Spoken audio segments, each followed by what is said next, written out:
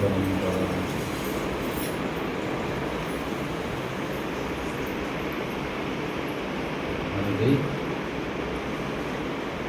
శంకరపీఠం అని అందరికీ తెలుసు. అంటే అద్వైత సంప్రదాయాన్ని పాటించి లోకంలో అద్వైత స్థాపన చేసేటువంటి అద్వైతము అనగానే రెండు లేకుండా ఉండేటువంటిది ఒక్కటిగా ఉండేది. ఇది మనకందరికీ తెలుసు. ఆ రెండవది లేనిది ఏమిటి అని శంకర భగవత్పాదుల దగ్గర నుండి నేటి ఆచార్యుల వరకు రూపనామాది రహితమైనటువంటి చైతన్యాన్ని అద్వైతంగా శంకర భగవత్పాదులు మనకు ప్రస్థానత్రయ భాష్యంలో చెప్పారు. మనం పేరుతో పిలుస్తాం అలాగా. మనకి ఇక్కడ తెలిసిన వారి పేర్లలో పిల్లవారు సుబ్రహ్మణ్యం గారు, లక్ష్మి గారు, మిగిలినటువంటి వారందరూ. కానీ ఈ పేరుతో రూపంతో చెరుస్తూ కార్యసాధనకు మూలంగా ఉన్నటువంటి పరమార్థం లేదు. కానీ దేహంలోకి ఎప్పుడైతే పరమార్థం కొరకు ఆశ్రయించినటువంటి చైతన్యము నామరూపస్థల మోహాదులకు లోనవుతుందో పరమార్థం పోయి కేవలం స్వార్థమే మిగులుతుంది.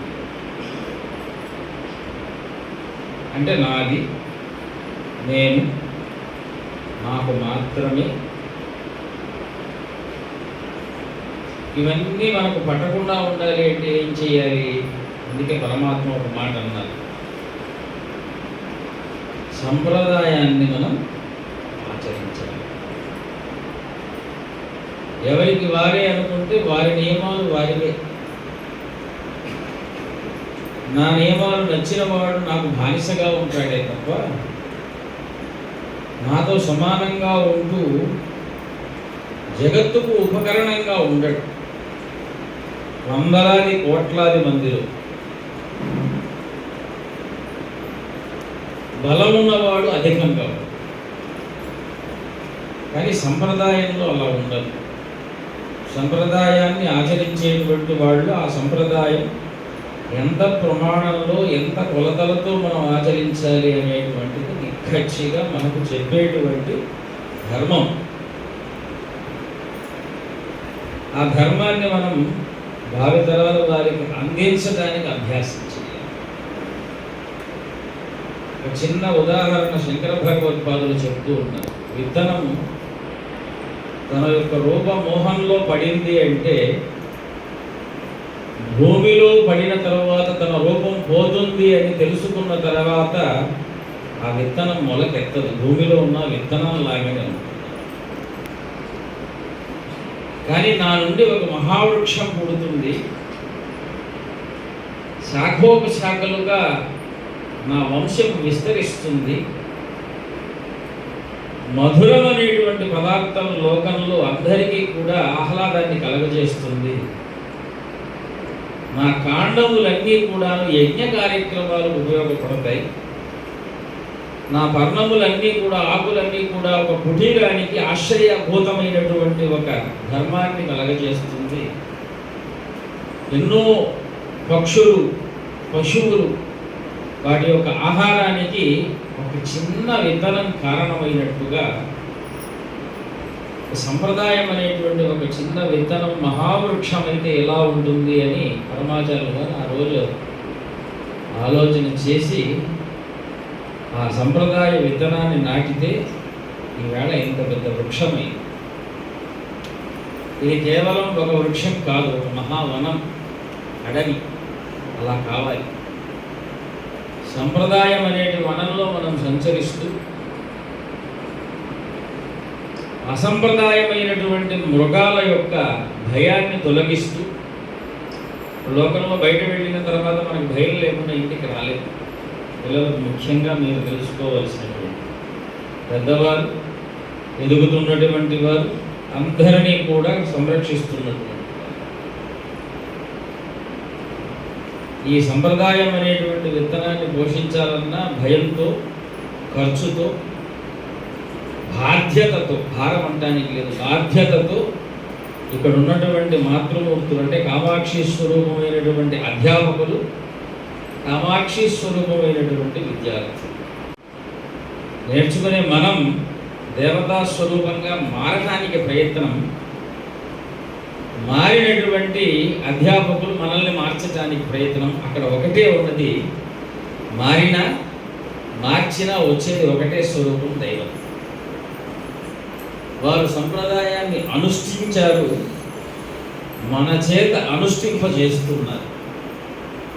అనుష్ఠించిన వాళ్ళలో వచ్చినది అనుష్ఠింపబోయే మీలో రాబోయేది ఒకటి, అదే ధర్మం, సంప్రదాయం. పరమాత్మ యొక్క నివాసం ఏమిటయ్యా అంటే ఈ దేహం కాదు, దేవాలయం కాదు, శాస్త్ర అధ్యయనం కాదు. అభ్యాస నిష్ఠ చేత ఎవరైతే దేని యందు ఆరితేరిపోయి ఉంటారో వారి యొక్క హృదయ నివాసము భగవంతుడి యొక్క నివాసం. అందుకే మనం ఎందుకు సంప్రదాయాన్ని పాటించాలి? సంప్రదాయాన్ని పాటించినటువంటి వారికి గల వ్యత్యాసం ఏమిటి అంటే సంప్రదాయస్థులైనటువంటి వారిని లోకం గౌరవిస్తుంది అంటే ఈ దేహాన్ని కాదు, ఆ ఆచారంలో వచ్చినటువంటి దైవాన్ని. అది లేనటువంటి వారిని మనం ఏం పిలుస్తున్నాం? వీరి దగ్గర ఆచారం లేదు, వారి దగ్గర ధర్మము లేదు, మనకు వారిని చూస్తే భయం వేస్తుంది. అటువంటి వారు తొందరగా లోకాన్ని నష్టపరుస్తారు, వాళ్ళు నష్టపడిపోతారు. అందుకే భాగవతంలో నారదుల వారు ప్రహ్లాదుడికి ఉపదేశం చేసిన ఒక వాక్యాన్ని వింటే మనం ఎలా ఉండాలి అనేటువంటి విషయం మనకు అర్థమవుతుంది. దేవతలందరూ కలిసి విష్ణు భగవానుడి దగ్గరికి వెళ్ళారు, నారాయణుడి దగ్గరికి. హిరణ్యకశిపుడి యొక్క ఆగడాలు బాగా మిదిమిరిపోతున్నాయి, యజ్ఞాలు చేయనివ్వట్లేదు, తపస్సు చేసేటువంటి వారిని బాగా ఇబ్బంది పెడుతున్నాడు, స్త్రీలకు రక్షణ లేదు, వేదాధ్యయనం చేసేటువంటి పాఠశాలలన్నిటినీ కూడా ఇబ్బందులకు గురి చేస్తున్నాడు, మనిషి జీవించడానికి కావలసినటువంటి వనరులన్నిటినీ కూడా కొల్లగొడుతున్నాడు, మధ్య మాంసాదుల్ని లోకంలో బాగా ప్రచారం చేస్తున్నాడు, వీడి యొక్క బాధ నుండి రప్పించేటువంటి తరుణోపాయం చెప్పమన్నాడు. భాగవతోత్తముడైనటువంటి పరమాత్మ యొక్క నిరంతర ధ్యానం చేసేటువంటి వారిని ఎక్కువ బాధ పెడితే వాడు తొందరగా పోతాడయ్యా అని చెప్తారు. చూడండి, మనం ఎందుకు సంప్రదాయాన్ని ఆచరించాలి అంటే లోకంలో ధర్మాన్ని బాధ పెడుతున్నటువంటి వారి యొక్క బారి నుండి ధర్మాన్ని, లోకాన్ని భావి కాలంలో వచ్చేటువంటి కాలాన్ని కాపాడుకోవటానికి. ఇప్పుడు మీ బాధ్యత ఏమిటి అంటే భావి కాలంలో మీ బాధ్యత చాలా విశేషమైనటువంటిది. ధర్మాన్నే కాకుండా గురువుల యొక్క సంకల్పాన్ని మీ భుజస్కంధాల మీదుగా మీరు ధారణ చేస్తారు. గురువాక్యాన్ని మోయటం కంటే భారమైనటువంటిది, భారతమైనటువంటిది ఇంకొకటి లేదు. భారం అంటే తెలుసు, బరువైనటువంటి. భారతమైనటువంటిది అంటే తేజస్సుతో కూడుకున్నటువంటి, రక్షణకరమైనటువంటి. ఇందాక భాగవతంలో నారాయణుడు చెప్పినటువంటి మాట ఏమిటి? ఒక వాక్యం. ఎందుకంటే భాగవతాన్ని ఒక వాక్యం విన్నా కూడా కృష్ణ పరమాత్మ మనలోకి ప్రవేశిస్తాడు. అది గ్రంథంలో ఉన్నటువంటి వైశిష్ట్యం. యదా దేవేషు వేదేషు గోషు విప్రేషు సాధుషు. యథా ఏ విధంగానైతే దేవేషు దేవతల యందు, వేదేషు వేదముల యందు, గోషు గోవుల యందు, విప్రేషు బ్రాహ్మణుల యందు, సాధుషు సాధువుల యందు, మయి ధర్మేషు విద్వేష. నాయందు ధర్మేషు ధర్మము యందు విద్వేష ద్వేషము కలిగి ఉన్నాడో సదా ఆసు వినశ్యతి. ఈ ద్వేషం ఒక్కటే మనల్ని పాడు చేస్తుంది. అందులో అధర్మ ద్వేషం మంచిదన్నారు, ఎందుకంటే దాని జోలికి వెళ్ళం. కానీ ధర్మద్వేషం అనేటువంటిది ప్రమాదకరమైనటువంటి, ఎందుకంటే అధార్మికుడిని నిందించేది ధర్మమే కనుక ఆ ధర్మాన్ని నాశనం చేయాలని చూస్తారు. అది తెలియకుండా మనలో పుట్టేటువంటి సైకాలజీ. మనం అధర్మం చేసినామని మన మనస్సు ఒక పక్క మనకు చెప్తూ ఉన్నా, ఇది తప్పని మనసు చెప్తూ ఉన్నా, పక్కన వారి యొక్క మాయా ప్రేరణ చేత ఏది చేయకూడదో అది చేసి ధర్మాన్ని చెప్పేటువంటి వాడిని కూడా మనం పాడు చేసేటువంటి ఆలోచన వచ్చింది అంటే ఆసురీ భావన మనలో బాగా పెరిగిపోతుంది. దీని నుండి లోకాన్ని కాపాడేటువంటిది కేవలం ధర్మం. ఆ ధర్మానికి ఒక రూపం ధర్మస్య ప్రభురచ్యుత, ఆచార ప్రభవో ధర్మ, ధర్మస్య ప్రభురచ్యుత. సాక్షాత్తు శ్రీమన్నారాయణుడే విష్ణు భగవానుడే ఈ యొక్క ధర్మావతారాన్ని పొంది, అందుకే రాముడిని మనం ఏం పిలుస్తున్నామమ్మా? రామో విగ్రహవాన్ ధర్మ, ఆయన ధర్మమే. ఆ ధర్మాన్ని కాపాడటానికి అవతారాలు ఎత్తుతూ ఉన్నాడు. భగవద్గీతలో కూడా యథా యథా హి ధర్మస్య గ్లానిర్భవతి భారత. కాబట్టి నేను ధర్మాన్ని అయ్యా కృష్ణుడిని కాదు, నేను ధర్మాన్ని రాముడిని కాదు, నేను ధర్మాన్ని నరసింహస్వామిని కాదు, అవతారము చేత వచ్చిన రూపాన్ని బట్టి మీరు పేరు పెట్టుకొని పిలుస్తున్నారు, కానీ నా లోపల ఉన్నటువంటిది మాత్రం ధర్మం మాత్రమే.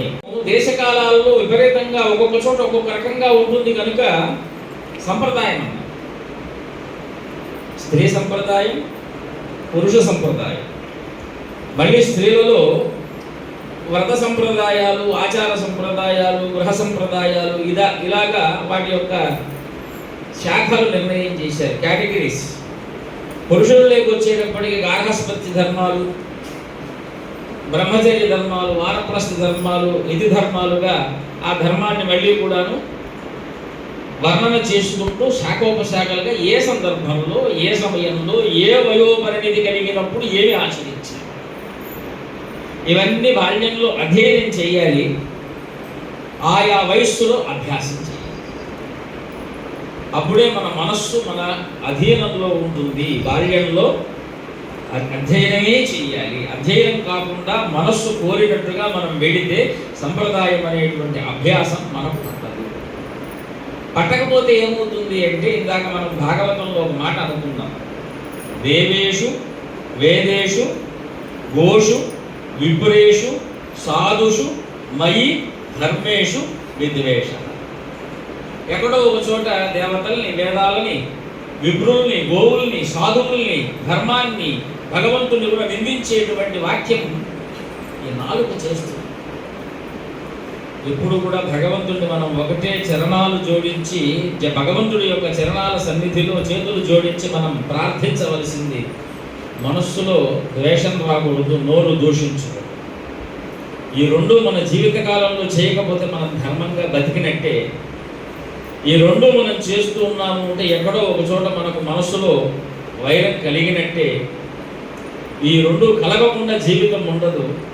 కలిగినా సరే అభ్యాస వైరాగ్య సంప్రదాయ అనుష్ఠానము చేత ఈ జీవుని ఉద్ధరింప చేయమని చెప్పి మనం భగవంతుడి యొక్క పాదాలకు అనేక కోటి ప్రణామాలు నిరంతరం ఎందుకు నమస్కరిస్తుంటాము అంటే,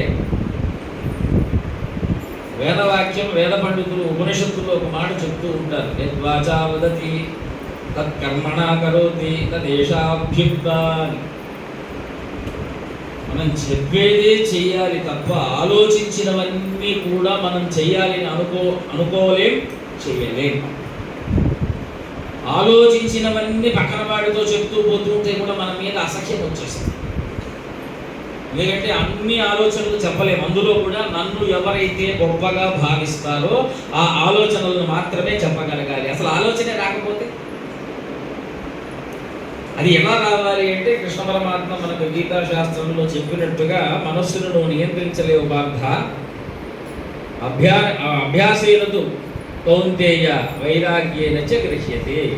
అందుకే నీకు ఇప్పుడు అభ్యాసం దీనివల్ల వైరాగ్యం అంటే జీవితాన్ని మీకేమి దూరం పెట్టరు కానివ్వండి, ఏది పనికిరాదో దాన్ని దూరం పెట్టేటువంటి విధానాన్ని మీ జీవితంలో జోడించటమే సంప్రదాయం. ఎక్కడికి వెళ్ళకూడదు అక్కడికి వెళితేనే క్రూరం మృగం ఉన్నది అంటే అక్కడికి వెళితేనే భయం. ఇప్పుడు స్వాములను చూస్తే భయం లేదు, భక్తితో మనం నమస్కరిస్తున్నాం. అధ్యాపకులను చూస్తే అమ్మలా చూస్తున్నాం. వేద పండితులను వస్తే సాక్షాత్తు యజ్ఞ పురుషుడు వచ్చినట్టుగా చూస్తున్నాం. మనకు పరిచితులైనటువంటి వారి దగ్గర సావకాశంగా ఆయాసం లేకుండా ఉంటున్నాం. అదే అనుమానాస్పద స్థలంలో సంచరించాలి అంటే మనస్సుకు కాస్త బెంకం, భయం కలుగుతుంటాయి. ఎందుకంటే అక్కడ ఏముందో తెలియదు ఒకటి, రెండవది తెలిసిందనుకోండి అది స్థలం కాదు దుస్థలం అని అక్కడి నుంచి భయం. తెలియకపోవటం ఒక భయం అయితే, తెలుసుకొని అక్కడికి వెళ్ళకపోవటం అనేటువంటిది అభ్యాసం. జ్ఞానం రావాలి, అభ్యాసం. జీవితంలో మనం అనుకుంటుంటాం ఈరోజు చాలా కష్టంగా గడుస్తూ ఉంటుంది, ఎందుకంటే నిద్ర లేవాలి, చదవాలి, కూర్చోవాలి, చెప్పింది వినాలి. కానీ రేపు పొద్దున మనం ఇవన్నీ ఇంకో చెప్పే సమయం వస్తుంది చూసారా, ఆ రోజు నిజమైన ఆనందం మీకు దక్కుతుంది. అభ్యాసం అప్పుడు ప్రతి ఒక్కరికి కష్టం. రాముడు, కృష్ణుడు, పరశురాముడు అందరూ కూడా జన్మించిన మొదలుకొని ఏడుస్తూనే పుట్టాలట. లోకానికి ఏదో ఒకటి ఇచ్చి తను ఏడుస్తూనే వెళ్ళాడట. కాబట్టి ఈ దేహానికి ఏడుకునేటువంటిది ఆగదు. అందుకే 7 సంఖ్యలతో ప్రాణాలను ముడిపెట్టారన్నమాట. సప్త ప్రాణా ప్రభవంతి తస్మాత్ సప్తార్చిష సమిధ సప్త జిహ్వాః. చూపులో 7 రకాలు ఉన్నాయి, వాక్కులో 7 రకాలు ఉన్నాయి, ముక్కులో మనం తీసుకునేటువంటి ప్రాణాలు 7 రకాలు ఉన్నాయి, పొట్టలో 7 రకాలైనటువంటి వాయువులు ఉన్నాయి. చూడండి, అన్ని 7తో ముడిపడింది కాబట్టి ఏడుస్తూ ఉండాలి, ఏడుస్తూ వెళ్ళాలి. ఏడిపిస్తూ ఉండకూడదు, ఏడిపిస్తూ వెళ్ళకూడదు. భగవంతుణ్ణి ఆరాధిస్తూ ఆ సప్త ప్రాకారమయుడైనటువంటి ఆ ప్రాకారాలు దాటి అష్టమ ప్రాకార మూర్తి అయినటువంటి భగవంతుడి యొక్క పాద చరణాలను మనం చేరుకోవడమే సంప్రదాయంలో మనం చిట్ట చివరిగా తెలుసుకునేటువంటి మర్మం. ఇది భాగవతం. అందుకే సప్త భూమికలు అంటారు. వేదాంత శాస్త్రంలో 7 భూమికలు ఉన్నాయి. ఆ 7 భూమికలు దాటుకున్న తర్వాత అష్టమ భూమిక అంటానికి లేదు. అది ఒక ఆనందమయమైనటువంటి స్థితి. దీన్ని ఎవరు పొందారో మనకు ఎలా తెలుస్తుంది అంటే, ఎప్పుడైతే నీ విద్యాభ్యాసం అంతా అయిపోయి మీకు నిష్ణాతులుగా ఒక సంస్థ నిర్ణయించి మీరు నిపుణులైనారు కనుక మిగిలిన వారికి నైపుణ్యాన్ని కలగజేయండి నియోగించినప్పుడు మీకు తెలుస్తుంది ఆ ఆనందం. అంటే మేము సంప్రదాయంలో, ఆచారంలో, ధర్మంలో మమ్మల్ని లోకము ఉన్నతులుగా గుర్తించింది. ఎందుకంటే పొరపాటును కూడా గుర్తించారు అంటే గుర్తించేంత వరకు ప్రయత్నం, గుర్తించిన తర్వాత పొరపాటును కూడా మనం అధర్మం చేసే అవకాశం లేదు. ఎందుకంటే ప్రతి క్షణం ప్రతి ఒక్కరూ మనల్ని చూస్తూ ఉంటారు. మనం తయారు చేసేటువంటి వారిని కూడా నిరంతరం మన అభ్యాసం, వాళ్ళలో మనకు అభ్యాసం, వారికి అధ్యయనం. కాబట్టి సంప్రదాయం అంటే చూడండి, అందుకే పాఠశాల పేరు పెట్టుకుని ప్రతిసారి సంప్రదాయం అని మనం అంటాం లేదు. సంప్రదాయం అంటే అనూచానంగా నారాయణ సమారంభ వ్యాస శంకర మధ్యమాం అస్మదాచార్య పర్యంతం వందే గురు పరంపర. ఈరోజు మీరు దోటకాష్టకం చెప్పారు. అది ఎక్కడి నుంచి? శంకర భగవత్పాదుల కాలం 2000 సంవత్సరాల వయసు నుంచి ఆ స్తోత్రం అలా వస్తూ ఉంది. అంటే ఎక్కడి నుంచి వస్తుంది? ఒక సంప్రదాయబద్ధంగా వస్తుంది. నారాయణుడు అందించినటువంటి విజ్ఞానాన్ని వ్యాస భగవానుడు నేటికి 5000 సంవత్సరాల 118 సంవత్సరాల క్రిందట పురాణాలు, ఇతిహాసాలు, వేదములన్నీ కూడాను వేదములు వ్యాసం చేయబడ్డాయి, పురాణాలు రచింపబడ్డాయి. ఆయన బ్రహ్మసూత్ర భాష్యం కూడా రాశారు. అనేక శాస్త్రములు ఆ తర్వాత 2500 సంవత్సరాల తర్వాత శంకర భగవత్పాదులు. మనం శ్లోకంలో ఏం చెప్తున్నాం? నారాయణ సమారంభం అంటే సృష్టి పుట్టక మునుపు నుంచినే. అంటే విజ్ఞానానికి అంతం లేదు, ఆది లేదు. నారాయణుడు అంటే ఆద్యంత రహితుడు, ఆది మధ్యాంత రహితుడు. మధ్యం అనేటువంటి పదానికి అర్థమే లేదు, ఆద్యంత రహితుడే. కనుక విజ్ఞానం అనేటువంటి దానికి సంప్రదాయం, ధర్మం, నిష్ఠ, ఆచారం ఇవన్నీ కూడా నారాయణుడి నుంచి చెప్పబడుతున్నది.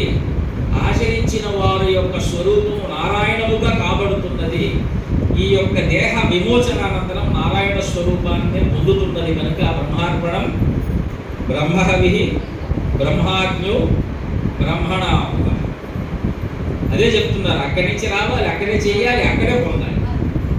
అవన్నీ కూడా కొద్దిపాటి మరుపును మనం పొందినా కూడా ఆచారాన్ని, విద్యను అభ్యసించలేము కనుక ఆ మరుపు మీలో రాకుండా ఉండటానికి ఇంత పాఠశాలలు, ప్రయత్నాలు, వేదాధ్యయనం అంత కఠినమైనటువంటి విద్యాభ్యాస ప్రపంచంలో ఇంకొకటి లేదు.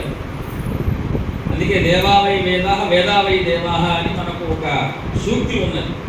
దేవతలే వారు వాక్స్వరూపంలో మంత్రరూపాలను పొంది వాక్కును ఆశ్రయించి దేహంలో ఉంటారట.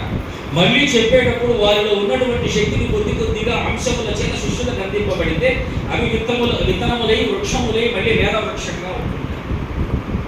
ఇదే 15వ అధ్యాయంలో మనకు భగవద్గీత శాస్త్రంలో కూడా మనకు చెప్తున్నటువంటి ఉపజీవంతి విశ్వే. ఇలాగా దేవతల్ని మనం శరీరంలోకి ఆహ్వానించడానికి మనస్సు అంగీకారం కావాలి. ఏమిటంటే నేటి ప్రకృతి, నేటి నుండి నేను ధర్మాన్ని, సంప్రదాయాన్ని, ఆచార వ్యవహారాలను, ఇంకొకటి రాబోయేటువంటి కాలంలో ఉన్నతమైనటువంటి శిశువుల యొక్క ప్రవృత్తికి జన్మనిచ్చేటువంటి స్థానం స్త్రీ స్థానం. పురుషుడు ఎంత వేదాధ్యయనం చేసినా, ఎంత శాస్త్రాధ్యయనం చేసినా క్షేత్రం అనేటువంటిది, అందుకే దశపూర్వేషాం దశపరేషాం అని చెప్పి మనకు నియమం ధర్మశాస్త్రం చెప్తున్నారు. 10 తరాలు చూడమన్నారు. వివాహం చేసుకునేటప్పుడు ఎలా ఉన్నది అమ్మాయి, ఇవన్నీ బయట చెప్పకూడదు అని మీ దగ్గర చెప్పాలి. వారి ఆచారం ఎలా ఉన్నది, అభ్యాసం ఏమున్నది, ఇంట్లో వాళ్ళు వ్యవస్థ సముచిత వ్యవస్థ చేస్తున్నారా లేదా, సకాలానికి కావలసినటువంటి ధర్మాలను వాళ్ళ బుద్ధిలో క్షేపణ చేస్తున్నారా లేదా, ఆక్షేపిస్తున్నారా. ఇప్పుడు కాలం అన్ని ఆక్షేపణలు, క్షేపణలు లేవు. కాబట్టి అటువంటి ఆక్షేపణ యుగంలో కూడా మనలో ధర్మక్షేపణ చెయ్యాలి అనేటువంటి ఉద్దేశంతో గురువులు ఉద్యుక్తులే మన దగ్గరకు వచ్చారు. అంటే ఇంతమంది ప్రపంచంలో ఇంత తక్కువ మందికి ఆ యోగం కలుగుతున్నది అంటే మీరు ఎంతటి భాగ్యవంతులు మీరు అర్థం చేసుకోండి. ఆ భాగ్యం మొదలుగా రాస్తే తప్ప ఇక్కడికి వచ్చి స్థిరంగా ఉండి చదువుకొని పూర్తి చేసి వెళ్ళేటువంటి భాగ్యం ఆ అమ్మవారి యొక్క పరిపూర్ణమైనటువంటి దృష్టి ఉంటేనే.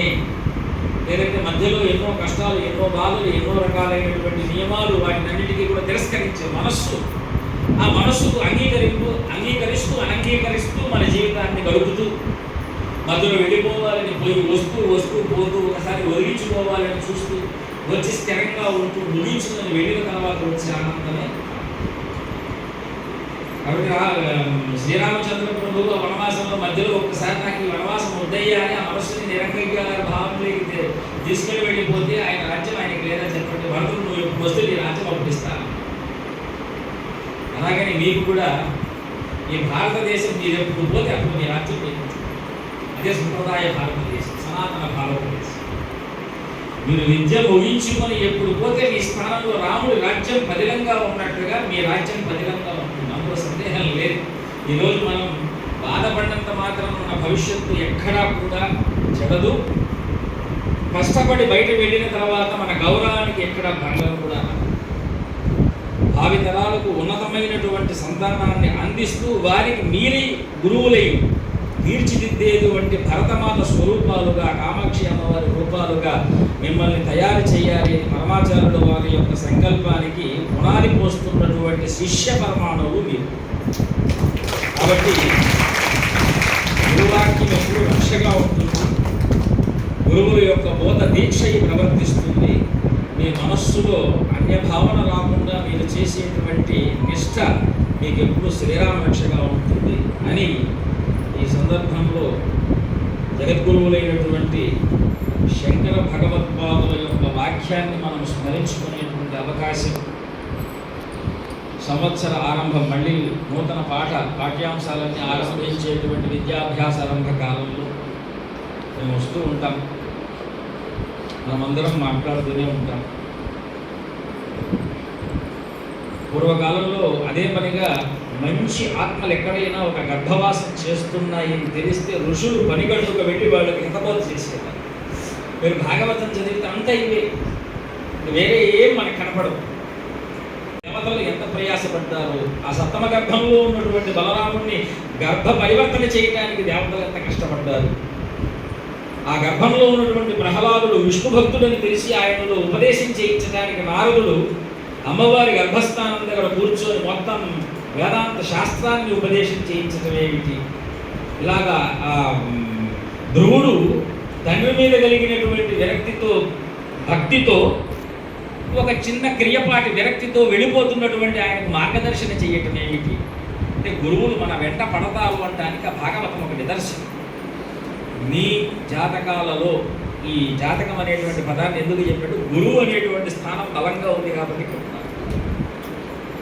కాబట్టి నారద, నారాయణ, వ్యాస, శంకర, విజయేంద్ర సరస్వతి స్వాముల వారితో సహా సమస్త గురుమండలము మీకు రక్షగా ఉన్నది. ఇది భారత సనాతన సంప్రదాయం. మీరు అధ్యయనం చేసి ఈ సంప్రదాయాన్ని వర్ధింపచేస్తారు అనేటువంటి ఆకాంక్షతో ఆశీర్వదిస్తూ, కామాక్షి అమ్మవారి యొక్క పాద చరణాల యందు అనేక దండ ప్రణామాలు సమర్పిస్తూ, కామాక్షి స్వరూపంగానే అందరూ కనిపిస్తూ ఉన్నారు. ఎందుకంటే యూనిఫామ్ బాగుందండి. అమ్మవారి శక్తి రూపాన్ని ప్రకటింపజేసేటువంటి యూనిఫామ్, కంటికి బాగా ఆహ్లాదకరంగా ఉండేటువంటి యూనిఫామ్. అమ్మ అదే ఎందుకంటే పసుపు రంగు దేశానికి హరితానికి చిహ్నం, ఆకుపచ్చ సస్యశ్యామలానికి చిహ్నం. హరిత భారతం అంటే ఇక్కడ కనిపిస్తుంది. కాబట్టి ఆ స్త్రీమూర్తులే భారతదేశానికి పూర్వమైనటువంటి సంప్రదాయాలు కనుక ఆ సంప్రదాయం వర్ధిల్లాలి. జై భారత్, జై సనాతన ధర్మం.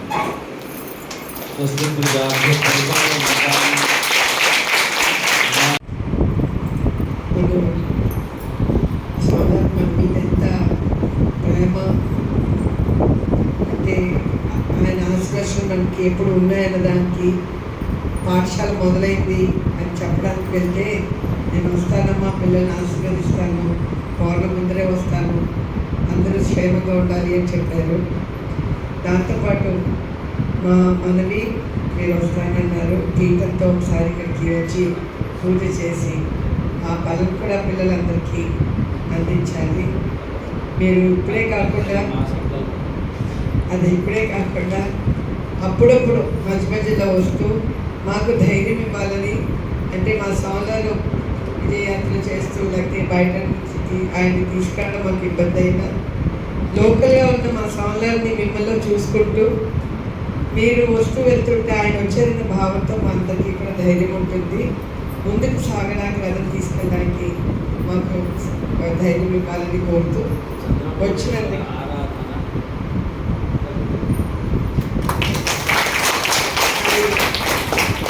పిల్లలకి అది చూస్తే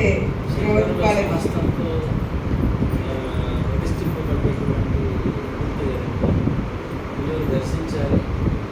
ఆ బలం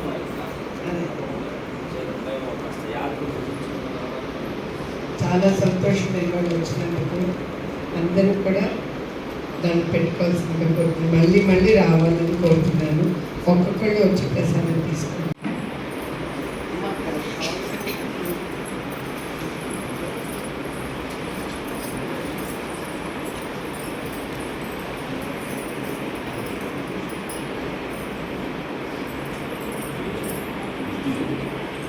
Thank you.